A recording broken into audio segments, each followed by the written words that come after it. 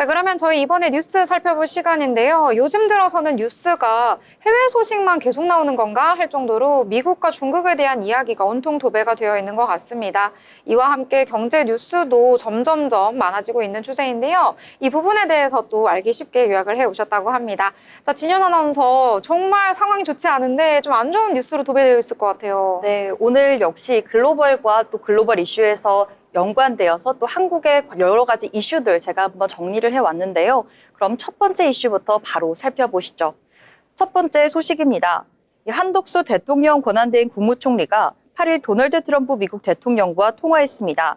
이번 통화는 지난해 11월 이후 5개월 만에 이루어진 한미 정상관 통화로 총리실에 따르면 양측은 28분간 통화하며 한미 군사동맹에 대한 분명한 공약을 재확인하고 발전 방향에 대해 의견을 교환했다고 밝혔습니다.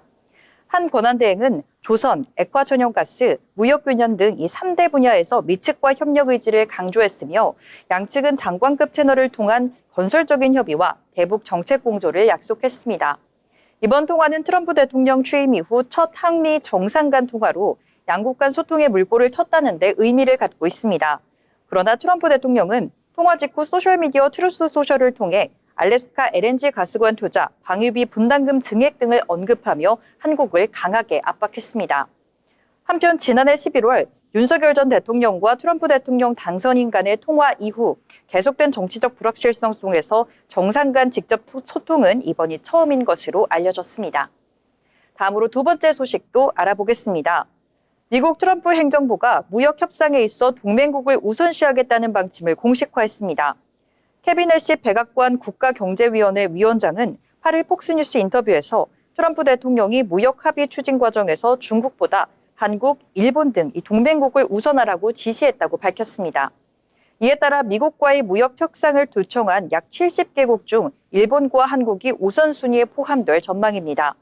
실제로 이날 앞서 전해드린 대로 한덕수 국무총리와 트럼프 대통령 간의 통화가 이루어지며 한국의 협상 순위가 높아졌다는 해석도 나오고 있습니다.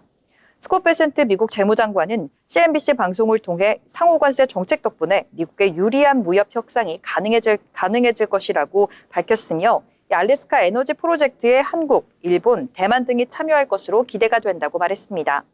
특히 이들 국가가 에너지 생산물을 대량 수입하고 자원 지원을 통해 미국 내 일자리 창출과 무역 격차 해소에 기여할 수 있다고 강조했습니다. 세 번째 소식입니다.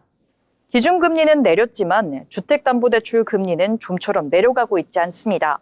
한국은행이 지난 2월 25일 기준금리를 3%에서 2.75%로 인하했지만 시중은행의 주담대 변동금리는 평균 0.1%포인트 하락하는 데 그친 것으로 나타났습니다. 반면 정기예금 금리는 기준금리 인하폭만큼 떨어지며 예대 금리차는 1.5%포인트까지 벌어졌습니다. 8일 기준 5대 시중은행의 주담대 금리는 인하폭은 0.14%포인트에 불과합니다. 같은 기간 정기예금 금리는 2.75에서 2.85%로 하락하며 3%대 금리는 사라졌습니다. 은행들은 유주택자의 신규 주담대를 막고 전세대출 조건도 까다롭게 조정하고 있습니다. 하나은행은 다자녀 가구 우대금리 혜택을 축소했고 SC제일은행은 서울 지역 주택 구입 목적의 주담대를 중단했습니다. 이처럼 예금 금리는 빠르게 내리고 대출 금리는 버티는 상황에 이자 장사 논란도 거세지고 있습니다. 금융당국은 예대금리차 실태 점검에 나섰지만 조기 대선 국면에 접어들며 압박의 실효성에는 의문이 제기되고 있습니다. 전문가들은 새 정부 출범과 7월부터 적용될 총부채 원리금 상환 비율, 이른바 스트레스 DSR 3단계 시행 등을 감안할 때 당분간 주담대 문턱은 더 높아질 것으로 내다보고 있습니다. 네 번째 소식입니다. 삼성전자가 올해 1분기 영업이익 6조 6천억 원을 기록하며 시장 예상치를 크게 웃돌았습니다. 갤럭시 S25 판매 호조와 함께 디램 출하가 안정적으로 이어지며 메모리 업황 회복도 기대가 커지고 있습니다. 8일 삼성전자는 연결 기준 올해 1분기 매출 79조 원, 영업이익 6조 6천억 원의 잠정 실적을 공개했는데 이 영업이익의 증권가 컨센서스를 33% 넘게 상회했으며 매출도 전년 대비 9.8% 증가했습니다. 이 같은 실적은 스마트폰 판매 호조와 함께 디램 낸드 가격 반등 그리고 중국의 교체 수요 정책 영향이 컸던 것으로 풀이됩니다. 또 미국의 관세 우려에 선제적으로 수요가 몰린 점도 주요했습니다. 1분기에는 갤럭시 S25 흥행 덕분에 MX 사업부가 4조 원 이상의 영업이익을 낸 것으로 추정되며 메모리 중심의 DS 사업부도 일부 회복세를 보였는데 다만 2분기 이후 전망은 다소 엇갈립니다. 미국의 관세 리스크와 글로벌 수요 위축 가능성이 변수가 될 것으로 보여지는데 반도체가 현재는 관세 대상에서 제외됐지만 트럼프 대통령의 추가 부과 가능성의 발언은 우려를 키우고 있습니다.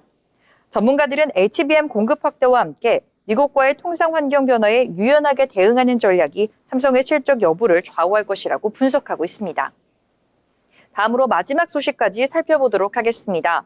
미국 기업들이 고율의 관세 부담을 피하기 위해 신고 가격을 낮추거나 거래 구조를 바꾸는 등 다양한 꼼수 전략을 활용하고 있는 것으로 나타났습니다.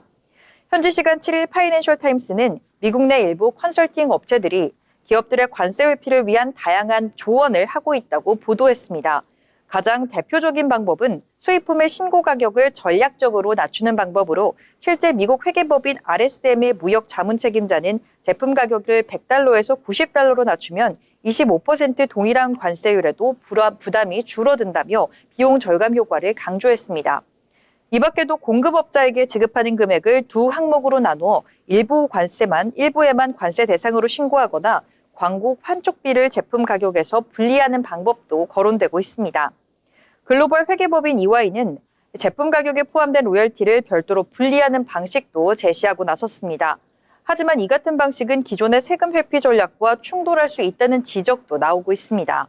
미국 PwC는 관세 절감 전략과 세금 절감 전략이 상충할 수 있어 균형이 필요하다고 밝힌 바 있습니다. 또 KPMG는 이런 가격 조정 전략은 구조가 복잡해 자칫하면 세관의 정밀조사 대상이 될 수 있다며 주의를 당부했습니다. 지금까지 뉴스 브리핑 전해드렸습니다. 네, 여러 가지 경제 뉴스들 정리를 해주셨습니다. 특히 이 처음이라고 하는데요. 이 미국과 우리 국내에 이 한덕수 대통령 권한대행 국무총리와 도널드 트럼프 미국 대통령과의 통화가 있었다고 합니다. 이에 따라서 특정 섹터는 이 수혜를 받을 것으로 기대가 되면서 오르기도 했는데요. 이러한 부분에 대해서도 저희가 잠시 후에 자세히 짚어보도록 하겠습니다.